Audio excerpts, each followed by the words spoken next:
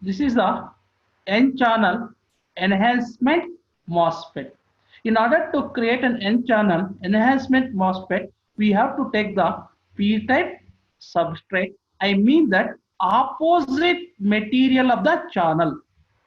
So we have to create the N-channel, so that we have to take the P-type substrate. The main function of the substrate is to bear the physical weight of the device.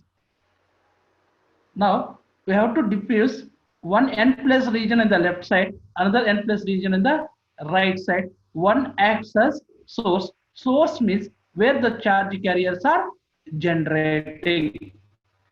Drain means where the charge carriers are ending. And gate means it is a controlling part. Gate means controlling the charge particles flowing from source to drain. Hence it is gate.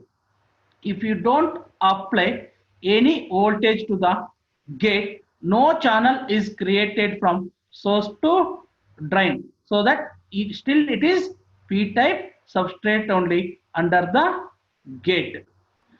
Got it? No? Now, here how the capacitance is created, just I will explain here. This is the metal plate acts as one plate of the capacitor. The body acts as another plate of the capacitor. Okay, this one is the dielectric, or we can say that SiO2. It is an insulator. One is a plate, metal plate. Another one is a P-type semiconductor. In between there is a dielectric. We will call this one as capacitor. Now let me move to the next operation, that is triode region. Triode means we have to apply the VGS that is greater than threshold voltage. Threshold voltage means minimum gate to source voltage required to create a channel from source end to drain end is called as threshold voltage. Once VGS is greater than VT, so that channel is created from source end to drain end, that is uniform. So you see from here to, okay, here it is uniform. Now if you apply the small VDS here, okay, due to positive terminal of the VDS, it will attract the electron from source to drain. The electrons will be moving from source to drain, and those will be ending at drain. Hence it is called as source, hence it is called as drain. And the magnitude of that, okay, flowing of the charge carriers from source end to drain is controlled by the gate, hence it is called as gate terminal. Okay, now it is operating in triode or linear region. At that time the channel is uniform from source end to drain end. Now let us see how the capacitances will be created in the triode or linear region. Now this is the metal plate. Okay, it is connected to positive of the VGS. This one is positive of the VGS, so that this metal plate acts as positive. This is a positive plate. Okay, this is the positive plate of the gate. Now this one is the N channel, so that the type of this one is negative plate of the parallel plate capacitor. This is the positive plate, this is the negative plate. In between dielectric, how this will act as the parallel plate capacitor. Okay, what is the contribution in the source side? What is the contribution in the drain side? Let us see later words. Now I'll move to the next operation, that is saturation. Saturation means we have to apply the VDS large voltage. If we apply the VDS large voltage, then what is going to happen? Let us see. Now if you apply the VDS becomes large, so the channel near the drain end is removed or pinched up. Why it is removed is gate to drain voltage becomes lesser than VT. Gate to drain voltage becomes lesser than VT. If gate to drain voltage lesser than VT means the channel near the drain end is removed. It means that no channel is available at the drain end. Only channel is remains at source end. Due to that, capacitance will be created like this. This is the positive plate. This one is the negative plate in between dielectric. Here only positive plate is there, but there is no negative plate. It means that there is a capacitance towards the source end. There is no capacitance towards the drain end. In detail, we'll see afterwards. This is the brief working of the MOSFET in three different regions, that is cutoff, triode, saturation. Cutoff means no channel will be there from source end to drain end. Triode or linear means there is a uniform channel from source end to drain end. Saturation means only channel will be available at the source end, not at the drain end. Now I will move to the your actual syllabus, that is okay, MOSFET internal capacitance. Okay, there are two types of internal capacitances in the MOSFET. One is the gate capacitive effect. Other one is source body and drain body depletion capacitance. I'll show you the diagram. You can able to understand. See, this is the MOSFET structure. Okay, now here you see this is the gate, this one is the gate, this one is the channel. So that the this one is the creates the one plate of the capacitor, this one is the another plate of the capacitor. This capacitance effect is called as gate capacitance effect. This is a one type of internal capacitance of MOSFET. Another one we can find out, this is the N plus source region. This one is P type. So that here the depletion layer will be created here. Here the depletion layer is created. This is the N plate. This is the P plate. Here depletion layer is nothing but dielectric. It will act as diffusion capacitance of the source end. Similarly, this is the N plate in the drain side. This is the P plate in the drain side. Okay, here two different semiconductors are there. The depletion layer will be created that acts as dielectric. This is the drain to body capacitance. This one is source to body capacitance. There are understood now.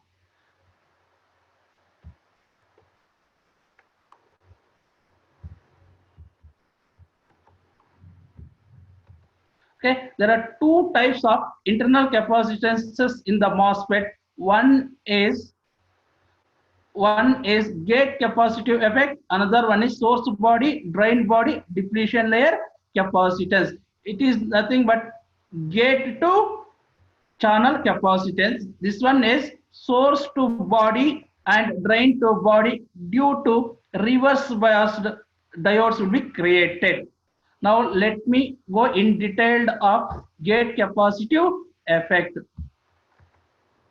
Okay, now I'll move to the first part, the gate capacitive effect. How the gate capacitance effective will be created in the MOSFET. The gate capacitive effect can be modeled by 3 or 4 capacitances. One is CGS. CGS means the capacitance between gate to source. CGD means the capacitance between gate to drain. Other one, the capacitance between gate to body. One more we are going to discuss, that is overlapping capacitance. Let me go in detail. First, in the triode region.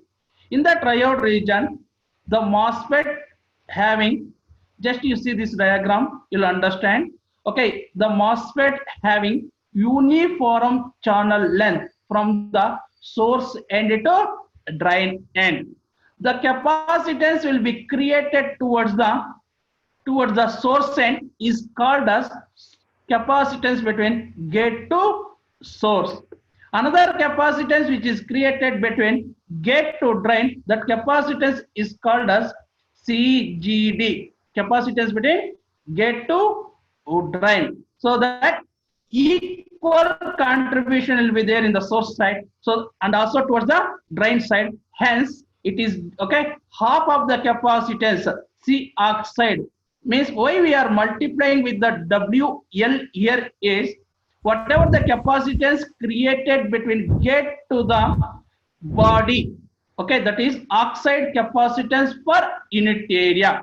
You have, okay, because it is represented in per unit area, we should represent normally, so that we have to multiply the area of the channel. Area of the channel is length of the channel and width of the channel, Cox into WL. This, okay. Next, half of the Cox will be contributed towards the source side, half of this one will be contributed towards the drain side in the triode or linear region. You can see those points here. See, in the triode region, when the MOSFET is operating in the triode region at small VDS, so that channel will be uniform depth from source end to drain end, so that the gate channel capacitor C oxide will be contributed half towards the source, half towards the drain, so that CGS equal to CGD equal to 1/2 into WL into C oxide. Actually, why we are multiplying here WL, that is area of the channel, is oxide capacitance is represented oxide capacitance per unit area. We have to remove that per unit area. We have to multiply with the area of the channel, that is WL. Now let me move to the next part, that is saturation. In the saturation, if a large VDS we have to be applied. If large VDS you apply, channel near the drain end is removed and the channel shape becomes tapered. So that channel near the drain end is removed, only positive plate at the drain end is available, no negative plate. It means that CGD is 0. Got it? Now, okay, in the source end, okay, most of the channel will be there at the source end, so that CGS equal to 2/3. Majority of the capacitance will be, okay, accumulated towards the source end, hence it is taken as 2/3 Cox into area. Once again I am saying it, this WL is multiplied because Cox is measured per unit area and it is given as per unit area. So that in detail, let us go and see the points how it will be.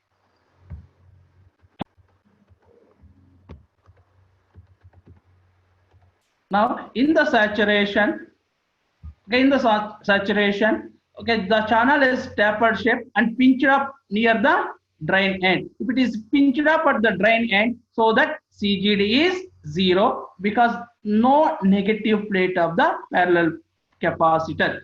Now most of the channel is accumulated towards the source end, so that most of the capacitance is approximated to 2/3 into WL into Cox towards the source ends, that is CGS equal to 2/3 into WL into Cox in the saturation. Now I'll move to the next operation part, that is cutoff. In the cutoff, okay, no channel will be created in the cutoff, so that now we can okay, you can write the capacitance here. Okay, I'll write it. This acts as one plate of the capacitor, this acts as another plate of the capacitor, or we can say that, see here, see the gate is overlapped with the source, the same gate is overlapped with the drain also, so that the capacitance which is created here is, this is a positive plate, this one is negative plate, that capacitance is called as overlapping capacitance, C overlap. The length we will consider here is L overlap.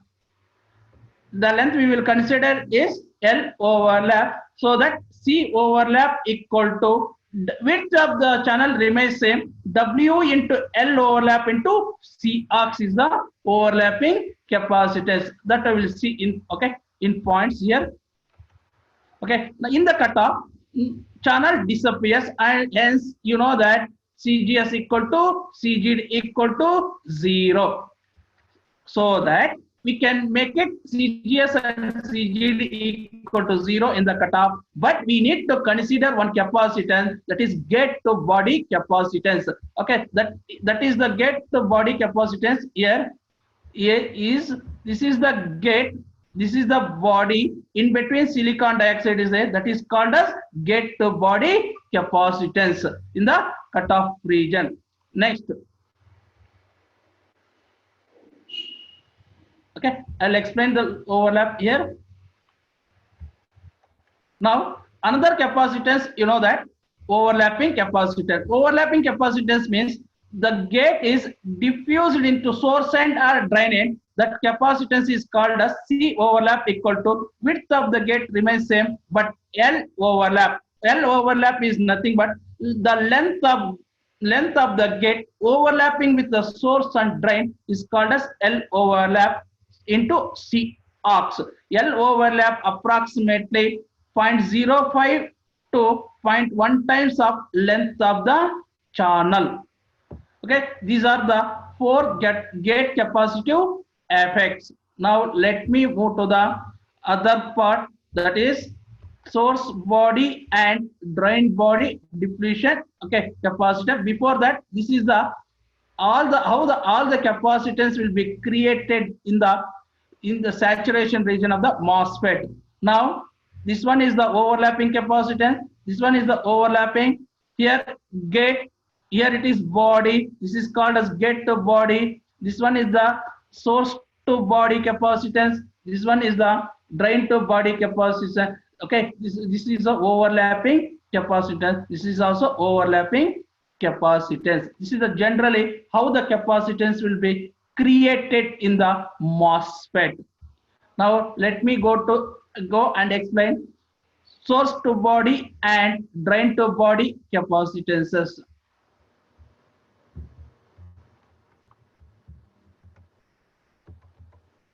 Okay, now we can, okay, before going to that, we can make it that, okay, this is a 0 volts VGS. VGS is lesser than VTH. The operation is called as cutoff region. This one is called as cutoff. Only one capacitance which is available at the time is WL overlap into C arcs.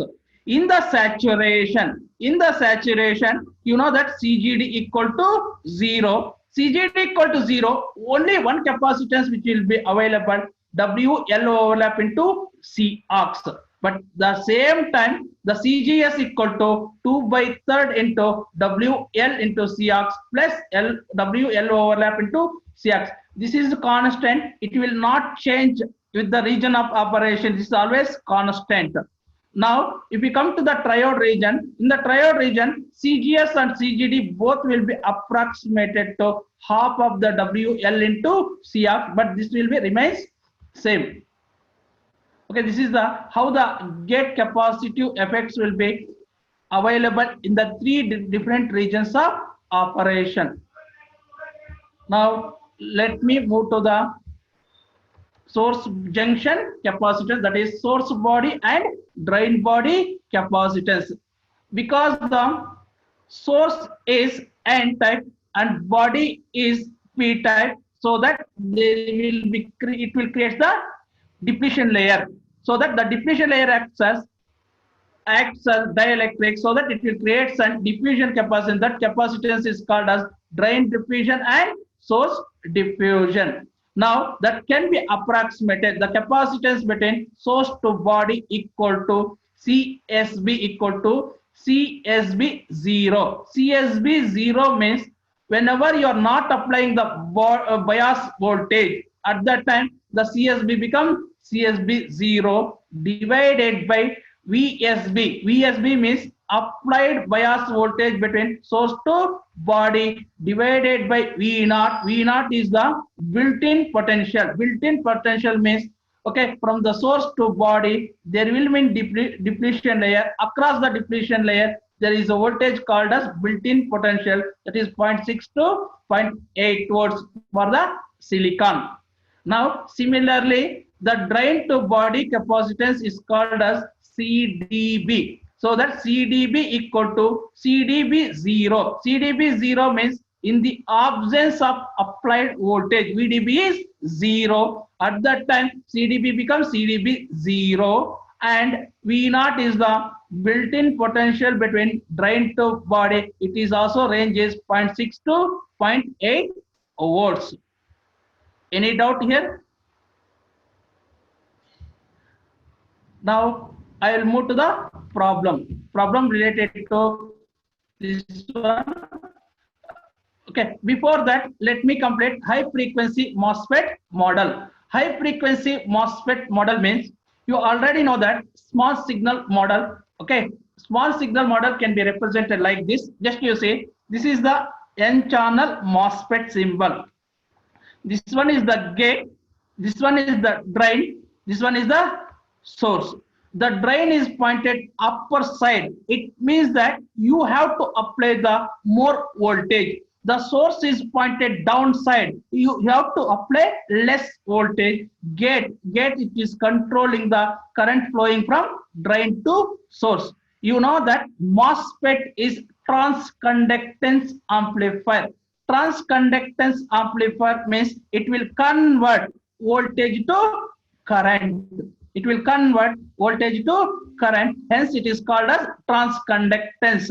Now, you know that from the gate to drain to source, there will be a silicon dioxide or dielectric. Hence, you represented the space. Now, equivalent circuit. We have to represent equivalent circuit of this MOSFET.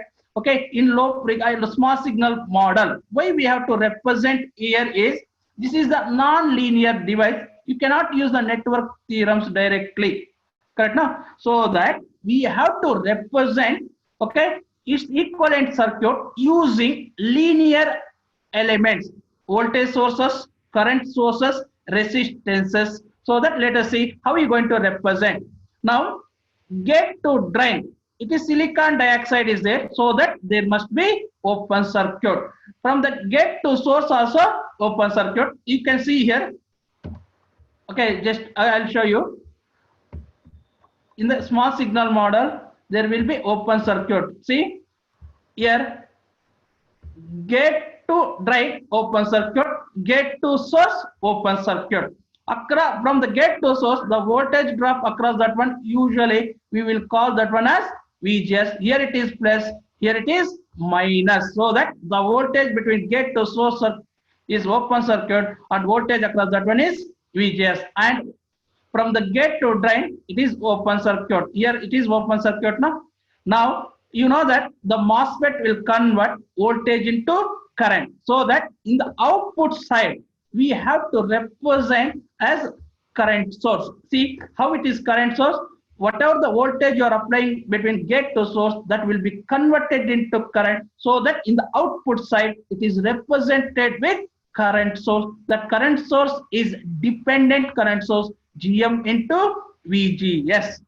Okay, that GM into VGS is a current source. Current source will have the resistance in parallel. Okay, see resistance in parallel. That resistance is called as R0. This is the small signal model of MOSFET. Any doubt here? Now, let me go to the high frequency model. High frequency model means we should include the capacitance. This is a small signal model. We have to include the capacitance. Okay, you know that this is the gate, this is the drain. There will be capacitance. Usually, we will call that one as like this. It will be represented so that this capacitance is CGD. Can you able to see this one? CGD. So that I have to write CGD here. Okay. Here it is CGD. And from the gate to source also, okay, there will be capacitance called as CGS. Okay, so that from the gate to source also CGS.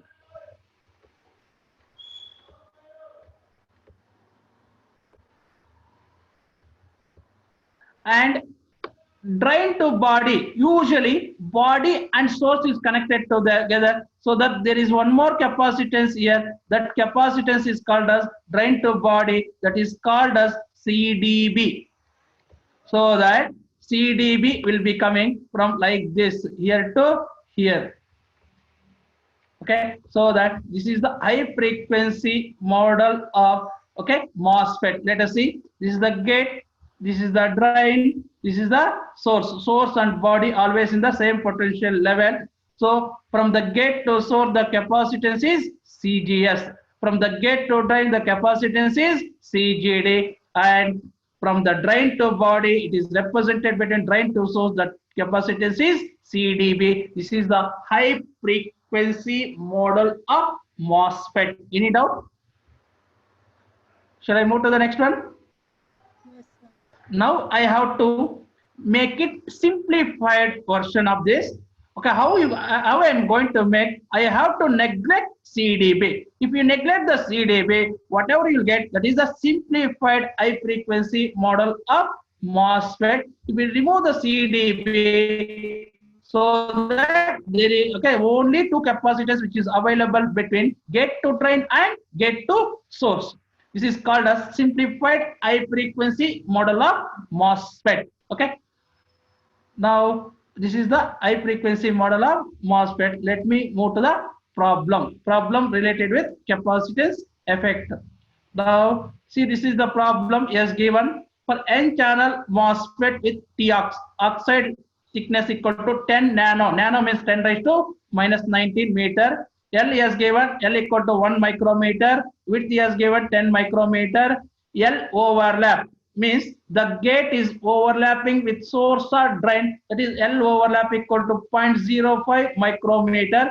CSB 0, CDB 0 equal to 10 femto. Femto means 10 raised to minus 15 farad. And V naught, built-in potential for the source or drain, 0.6 volts. VSB 1 volt, VDB 2 volts. Now calculate the following capacitance when transistor is operating in saturation. In saturation, he has not given in the triode. We have to calculate in the saturation. We have to calculate Cox, C overlap, CGS, CGD, CDB, CSB, and also he has given epsilon oxide. Epsilon oxide equal to 3.45 into 10 raised to minus 11 farad per meter square. Now let me calculate oxide capacitance. Oxide capacitance equal to epsilon oxide by T ox. Epsilon oxide is given 3.45 into 10 raised to minus 11 farad per meter square divided by T ox. T ox is, okay, T ox is 10 into 10 raised to minus 9. If we, okay, simplify this one, 3.45 into, okay, if we, okay, 3 point, because 10 into 10 raised to minus 9, it will become 10 raised to minus 8. You take the 10 raised to minus 8 into numerator, it will become plus 8. Minus 11 plus 8, 3.45 into 10 raised to minus 3 farad per meter square. Now, okay, farad per meter square. We have to convert this one into micrometer square. In order to do it, micrometer square means here 10 raised to minus 12. We have to multiply and divide it with 10 raised to minus 12. 10 raised to minus 12, divide and multiply. Then it will become 10 raised to minus 12 minus 3. It will become 10 raised to minus 15 farad per micrometer square. Got it? Yes or no? Now, so that it is represented with 3.45, okay, 3.45, 10 raised to minus 15 is called as femto, femtofarad per micrometer square. Now, let us go and calculate C overlap. C overlap equal to W into L overlap into C oxide.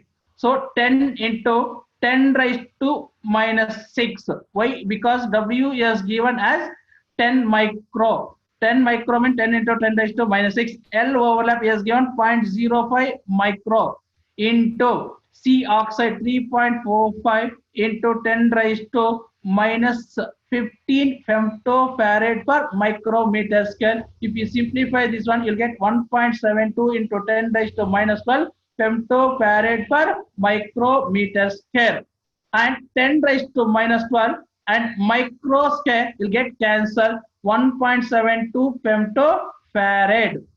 Now CGS in the saturation, CGS equal to 2/3 of WL into C ox, plus we have to consider C overlap always, because irrespective of its operation, C overlap will be there. So that 2/3 10 micro into 1 micro is the LS given into C of 3.45 into femtofarad per micrometer square, okay, plus 1.72 femtofarad. So that here meter square will be there, here meter square will get cancelled. So that if we add up this one and simplify, you will get 24.7 femtofarad. Now CGD, get to drain capacitance in the saturation. Okay, the contribution due to CX is 0. Only overlap capacitance we have to take. So that is 1.72 femtofarad. Next, CSB. CSB equal to CSB 0 divided by square root of 1 plus VSB divided by V0. CSB 0 is 10 femtofarad divided by square root of 1 plus VSB is 1 divided by 0.6, so that you get 6.1 femtofarad. Next, from the drain to body junction capacitance, CDB equal to CDB 0 divided by square root of 1 plus VDB by V0. 10 femtofarad divided by 1 plus 2 by 0.6, you'll get 4.1 femtofarad. Any doubt here? Now I'll move to the last topic, that is frequency response of a common source amplifier related to the MOSFET. Now we have to calculate, or we have to find out frequency response of a common source amplifier. Why it is called as common source means source is common to the input and output. How it is common? Let me see. This is the signal source VSIG. VSIG is an voltage source having the resistance always in series, that is RSIG, is applied to the gate. So that gate is the input port, correct? Now, whatever the voltage you are applying, that will be converted into current by the MOSFET, so that it is converted into current. So we need to convert current into voltage, so that we have to connect one resistance in the drain terminal. Always the resistance will convert current to voltage or voltage to current. That is reverse process also it will happen. So that MOSFET will be converting voltage to current. So that in order to convert current to voltage, we have to connect the one resistance RD. If we connect the RD, we can take the output voltage V0 through the coupling capacitor CC2, and CC1 is the input coupling capacitor CC1. That is also required to isolate the signal source from bias voltage, and this MOSFET is biased with constant current source I, and it is bypassed with the bypass capacitor CS. There are three external capacitors which are available here is CC1, CC2 and CS. CC1 is the input coupling capacitor, CC2 is the output coupling capacitor, CS is the bypass capacitor. These three are frequency dependent elements, but resistances are frequency independent element. Got it? What I'm saying is, you people understood? Now let us see how the frequency response of an amplifier generally, it will increases in the lower frequency range, then it will become constant, then it starts decreases. Why it is increases, why it will become constant, why it is decreases is the matter. Okay, this frequency response is divided into three parts. One is low frequency band, other one is mid band, other one is high frequency band. In the low frequency band, okay, here the frequency decreases like this, so that the gain, that is V naught by Vc, is decreasing. Why it is decreasing? The decrease is due to coupling capacitor Cc1 and Cc2 and Cs, which are usually large, so that those effect will be there in the low frequency. So that this decrease in the low frequency is due to two coupling capacitor Cc1 and bypass capacitor Cs. Next, in the higher cutoff high frequency band, the gain decreases due to internal capacitances of the MOSFET, that is CGS and CGD. Usually these two will be small in terms of picofarad, so that their effect will be considered at high frequency. But if you come to the mid band, why in the mid band the gain is constant? Why is the gain is constant? Means all the coupling and bypass capacitors are treated as open circuit here, and all the internal capacitors CGS and CGD are treated as short circuit. Why these are treated as short circuit is its range is very small. So its range is very small, so that impedance offered by one is okay small, so that it is represented as short circuit. And these capacitances are okay. These capacitors are treated as short circuit. These capacitors are treated as open circuit. Okay, because of large capacitances, it acts as low resistance in the frequency. These capacitances are small, it acts as okay open circuit in the mid band, so that only elements which are left out in the mid band is resistances. The resistances are frequency independent element. It means that the gain will not change with the frequency. Let us see formulas, then you can understand why it is constant in the mid band. Now, okay, let us see mid band gain. Mid band gain equal to, okay, only it will having the resistances Rg divided by Rg plus Rc into Gm into R0 parallel to Rd parallel to RL. So that whatever the elements which are there in the mid band, all are frequency independent elements. So that even if your frequency changes, increases or decreases, the gain remains constant in the mid band. Now let us move to the all the three bands in detail.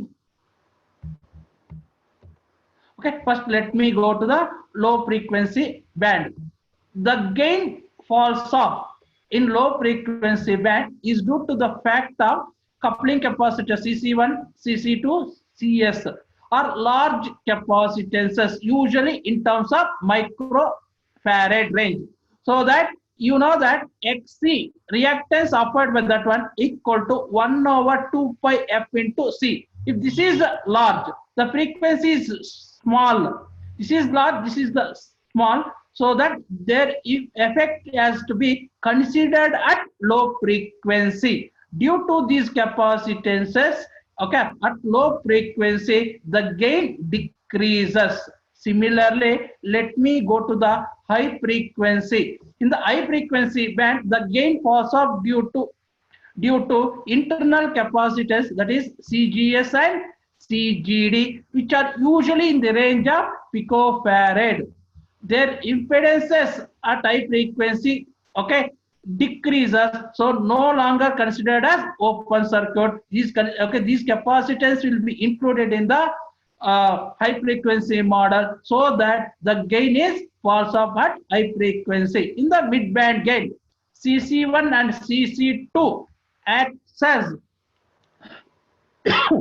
short circuit, and also bypass capacitor also acts as short circuit, but CGS and CGD acts as open circuit, so that only mid-band gain will be there. That is AM equal to minus RG by RG plus R6 into GM into R0 parallel to RD parallel to RL. Now we have to calculate the bandwidth. Bandwidth is the range of frequency over which gain is constant. Here, okay, the mid-band gain, okay, decrease it to minus 3 dB down. Whatever the frequency comes in the lower frequency, that is called as lower cutoff frequency. Whatever the frequency we will get at the higher, that is higher cutoff frequency. So that bandwidth equal to higher cutoff frequency minus lower cutoff frequency. Usually the lower cutoff frequency is small compared to higher frequency cutoff frequency. So that bandwidth equal to fH.